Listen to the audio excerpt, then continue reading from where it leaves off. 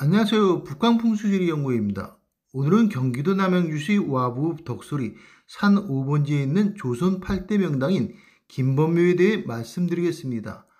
김번이 집계에서 정승 15명과 왕비 3명, 대제학 3명 등 수많은 과거급제자들이 나오게 되며 김번이 집계를 영화 명당에 나오는 장동김씨라고 합니다. 김범묘가 보이고 있습니다. 김범묘는 부인 남양홍 씨와의 합장묘입니다. 김번은 성종 10년인 1479년 태어나 1498년 20세에 진사시에 합격하고 1513년 35세에 식년문과에 각과로 급제한 후 군자감 직장을 역임하였습니다. 1515년 관북지방에 재난이 발생해 가뭄과 메뚜기 피해로 많은 백성들이 죽어가지만 삼남이 곡식을 배로 나를 마땅한 사람이 없을 때 낮은 관직으로 선발되어 백성들을 구제해 이름이 나기 시작했습니다. 김범묘의 뒤쪽 모습입니다. 1523년 평양 부서인으로 있을 때 관서지방의 전염병이 만연하자 둔전책을 건의하고 백성들이 식량과 곡간에 곡식을 넉넉히 만들고 군졸이 잡다한 세를 없애주어 백성의 주거를 편안하게 하였습니다. 뒤에 대간으로부터 요승 학조대사의 조카라고 탄핵을 받았으나 왕의 신임이 두터워 화를 면하였다고 합니다. 원래 이 자리는 부인 남양홍 씨의 친정 땅으로 방앗간을 하고 있던 자리였다고 하며 이곳을 김번의 큰아버지 학조대사가 이곳이 천하명당자리라고 알려주며 홍씨 부인에게 이 자리에 남편이 죽으면 묘를 쓰라고 하였다고 합니다. 김번이 1544년 66세의 나이로 세상을 하직하자 홍씨 부인이 친정이 허락을 받아 묘를 쓰려고 하자 홍씨 부인이 친정에서 이곳이 천하명당임을 알아차리고 야간에 광중에 물을 퍼부어 물이 나니 묘를 쓰면 안 된다고 했지만 홍씨 부인은 이를 눈치채고 그냥 쓰겠다고 하며 김번을 이곳에 모셨다고 합니다. 입수의 모습입니다. 입수가 넓어 부인이 여러 명이 있을 모습입니다. 전순의 모습입니다. 전순이 길게 뻗고 전순 끝이 쳐들어 자기한산이 되었습니다. 자기한산은 용맥이 힘이 강하여 혀를 맺고 남은 여기가 나아가 위로 솟구쳐 안산을 이룬 곳으로 자기한산이 있어 묘는 속발할 것이며 자기한산이 묘역보다 높아 역이 되어 국가와 부모에도 역을 하는 후손들이 나올 것이며 전순이 길어 형제간에 다툼이 있을 모습입니다. 또한 전순이 좋아 재물이 많이 따르고 막내가 발복받을 것입니다. 전순 끝에 있는 바위의 모습입니다. 큼직한 바위가 전순 밖으로 기운이 새어나가는 것을 막고 있으며 바위가 입속으로 서 있으면 더 그 작용이 클 것입니다. 이때 바위는 반드시 땅속에 묻혀있는 바위여야 하며 세월에 의한 개발에 의해 일부는 뜬돌 비슷한 모습입니다. 청룡 쪽 요사의 모습으로 후손들에게 귀, 즉 벼슬을 가져다 주게 됩니다. 묘역 백호방 쪽에 있는 바위의 모습입니다. 파묻힌 바위로 묘 앞의 당판 가운데 있으면 막내 쪽에서 고시 합격자가 나올 수 있으나 당판 백호 쪽에 바위가 보이면 불효자가 나올 수 있습니다. 김범묘는 옥호저수형 명당이라고 불리며 옥호저수형은 혈장이 술병인 호려병에 물이 가득 담긴 형태란 뜻으로 화면의 지도에서 잘룩한 부분이 손잡이가 되고 전순 맨 아래가 바닥이 되어 혈장이 마치 호리병처럼 생긴 모습입니다. 공중에서 내려다본 김범묘의 모습입니다. 청룡의 모습으로 후손인 김상원묘 등이 있는 묘역이 이곳의 청룡이 되며 청룡이 김범묘까지 내려오지 못하고 짧아 후손들이 단명할 것이며 청룡 어깨가 내륙맥이 과엽처가 되어 함에 장선이 절선될 것입니다. 외청룡이 가까우며 중간이 목체로 되어 있어 중간자손에서 뛰어난 인물들이 나오고 외청룡이 길게 잘 환포하여 후손들의 벼슬이 줄줄이 나오며 외청룡이 여러 겹으로 되어 있어 벼슬이 대대로 이어질 모습입니다. 백호의 모습입니다. 김범묘는 우선룡이 횡입수가 되어 백호가 청룡보다 강해야 하며 실제로 백호가 강하고 가까워 차남과 외손이 발붙받을 것이며 백호 끝이 들고 일어나 방골이 역이 되어 여자들의 기세가 강하고 말자 외손이 발복받으며 사나운 부인이 들어올 모습입니다. 또한 화면과 같이 백호가 물을 거주하는 하수사가 되어 재물이 들어올 것입니다.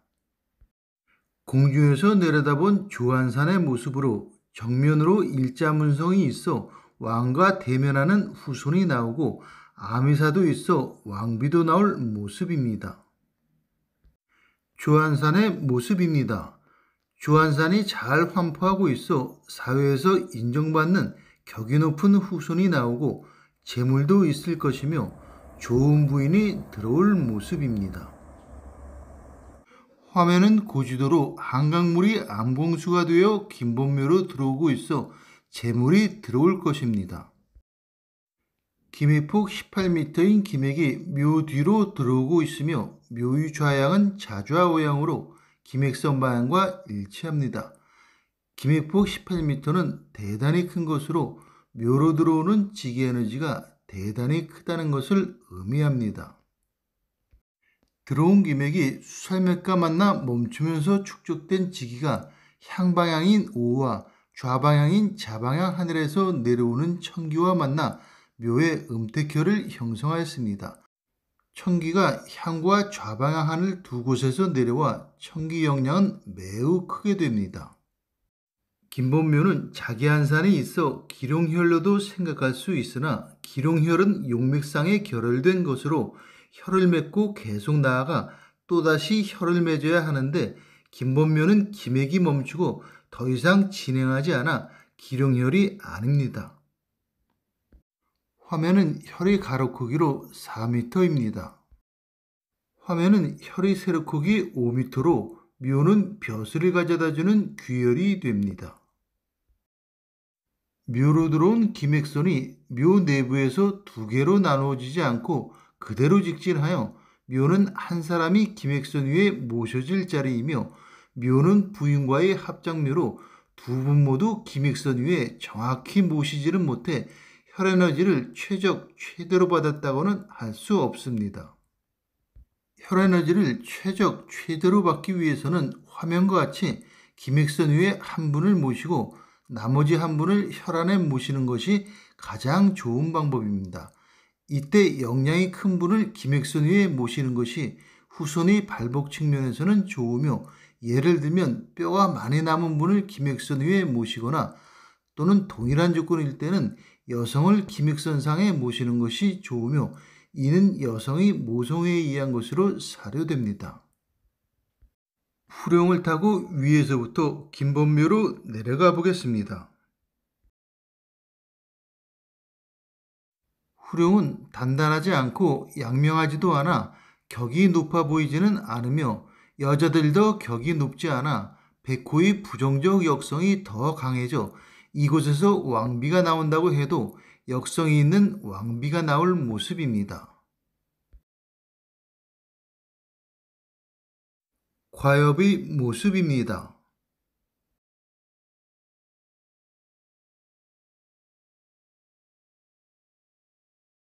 과엽은 봉우리와 봉우리를 이어주는 고개로 과엽을 통해 산이 험한 기운이 순한 기운으로 바뀌게 됩니다. 과엽에는 바람을 막기 위해 양쪽에 산인 공엽사가 있어야 하며 청령 쪽 공엽사가 나무 사이로 보이고 있습니다.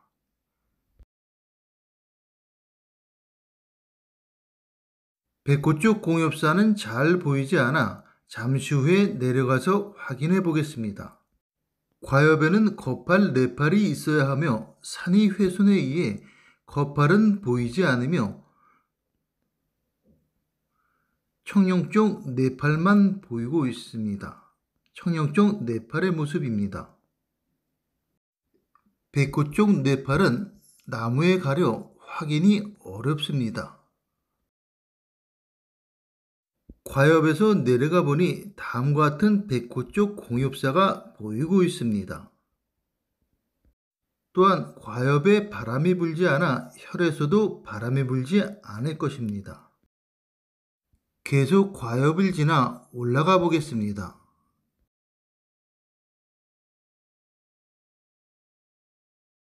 앞에 불룩하게 솟아오른 입수도두의 모습이 보이고 있습니다.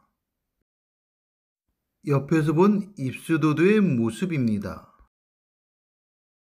정규의 모습으로 긴본묘로 횡입수 내륙맥을 들어가게 하며 정규가 있으면 장관이 나올 수 있고 길지 않아 설기가 되지 않을 모습입니다. 화면은 좌귀의 모습으로 좌기사까지 있어 높은 벼슬이 나올 것입니다.